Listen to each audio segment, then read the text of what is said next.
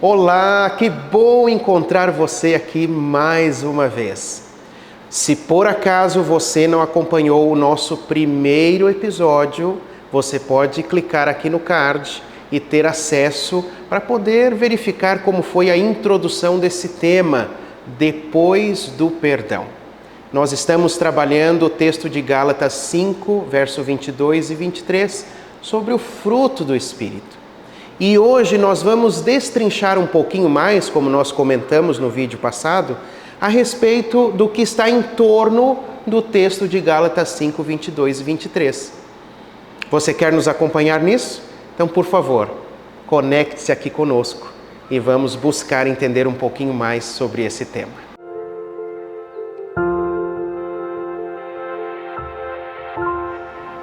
As três pessoas da divindade trabalham integradas e ativamente pela salvação e pela restauração do ser humano. Por isso, a obra de Jesus está intimamente relacionada nas Escrituras com a obra do Espírito Santo, essa outra pessoa da divindade.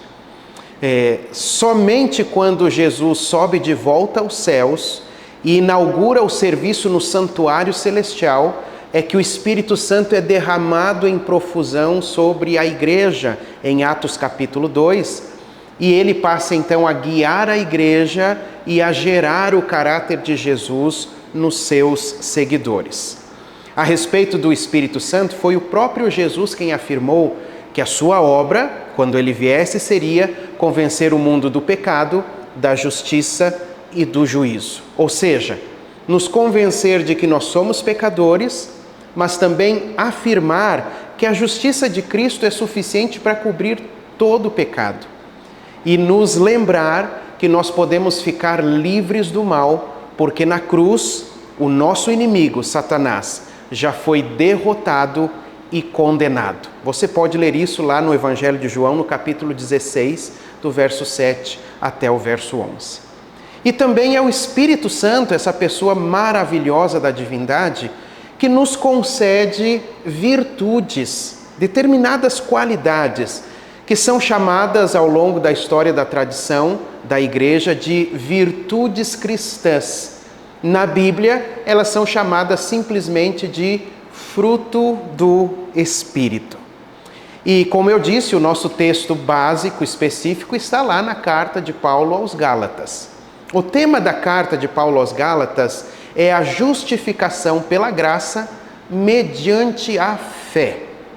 Paulo vai desenrolar toda uma argumentação em torno da justificação pela graça mediante a fé. Então, essa carta de Paulo aos Gálatas apresenta uma introdução, uma conclusão, e entre a introdução e a conclusão, nós temos três partes muito bem definidas da argumentação de Paulo. Na primeira parte, a justificação pela graça mediante a fé é defendida e o apóstolo destaca a sua própria autoridade como apóstolo de Jesus Cristo.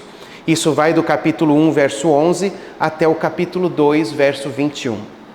Na segunda parte, então, nós temos a justificação pela graça mediante a fé sendo explicada para os crentes da Galácia e o evangelho é anunciado por Paulo. Isso está do capítulo 3, verso 1, até o capítulo 4, verso 31. E, finalmente, na última parte, a justificação pela graça mediante a fé é aplicada.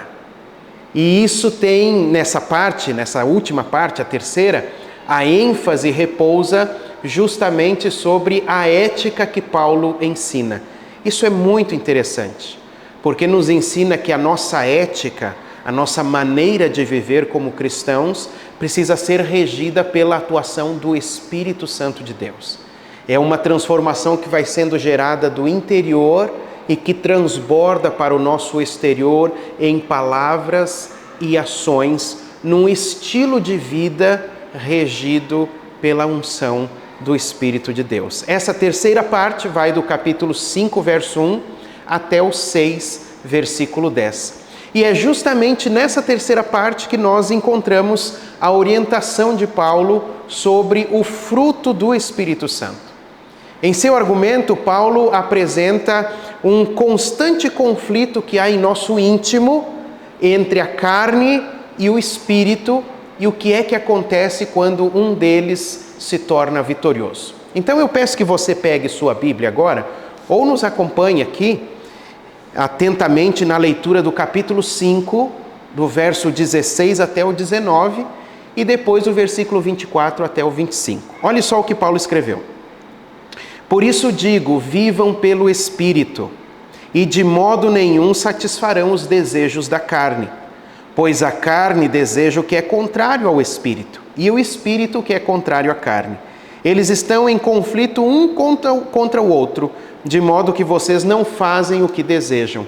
Mas se vocês são guiados pelo Espírito, não estão debaixo da lei. No verso 19, Paulo vai fazer uma lista do fruto da carne, não do Espírito. E aí nós lemos assim, ora, as obras da carne, como ele chama, são manifestas. Imoralidade sexual, impureza, libertinagem, são pecados de um cunho sexual.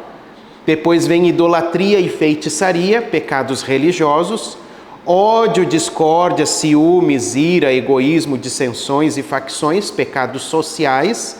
E por fim, inveja, embriaguez, orgias e coisas semelhantes, que são os pecados aí individuais. Eu os advirto, como antes já os adverti, aqueles que praticam essas coisas não herdarão o reino de Deus.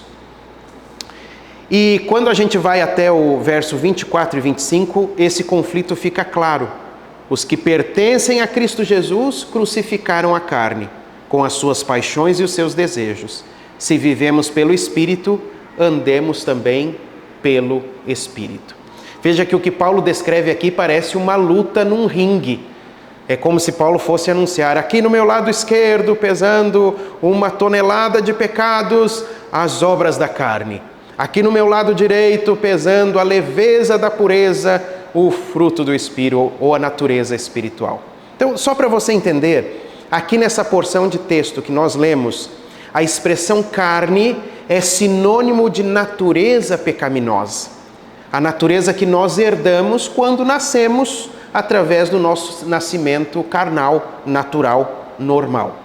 E a expressão espírito é usada como uma figura de linguagem que nós chamamos de metonímia. O espírito aqui faz referência à natureza espiritual que nós herdamos, não pelo nascimento carnal natural, mas pelo novo nascimento. Aquele que Jesus descreveu lá no Evangelho de João, no capítulo 3, a Nicodemos. Quem não nascer da água e do Espírito não pode ver o reino de Deus. Esse novo nascimento se dá através do batismo. Esse novo nascimento é o que marca a nossa entrega de Cristo.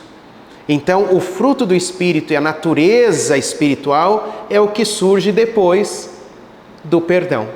Depois do perdão surge essa natureza e nós temos agora a grande tarefa, o bom combate da fé, de cultivar as virtudes do Espírito Santo na nossa vida.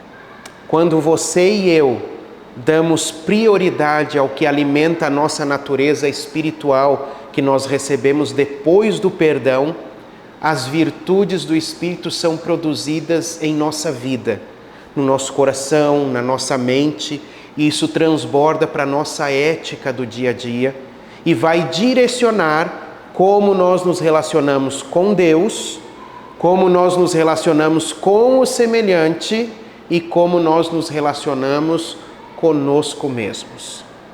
Só para dar um spoiler para você do nosso próximo tema. Esse texto de Gálatas 5:22, o fruto do Espírito é amor, alegria, paz, paciência, amabilidade, bondade, fidelidade, mansidão e domínio próprio.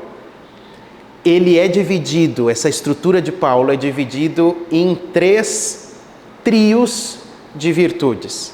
Amor, alegria e paz, paciência, amabilidade e bondade, e depois mansidão, fidelidade e domínio próprio.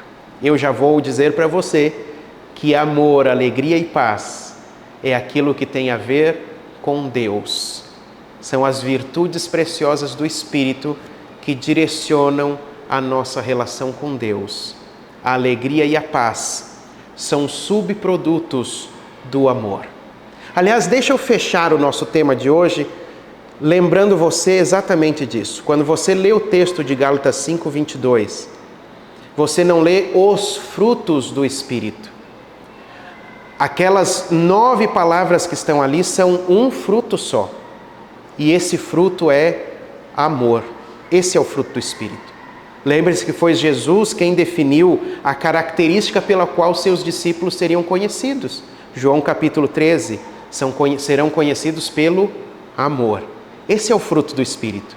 As demais palavras ali que descrevem esse fruto são subprodutos do amor. Mas isso nós vamos trabalhar um pouquinho mais no nosso próximo encontro aqui nesse tema, depois do perdão. O meu desejo para você é que você permita que o Espírito Santo trabalhe na sua vida, que Ele more no seu coração e que essas virtudes maravilhosas sejam produzidas. Para que isso aconteça, não alimente a sua natureza pecaminosa, a carne, mas alimente-se daquilo que fortalece a sua natureza espiritual, que você recebeu depois do perdão. Posso orar por você?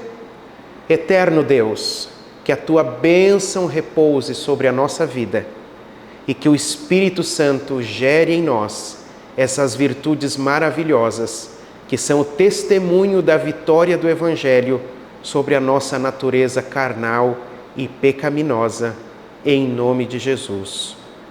Amém.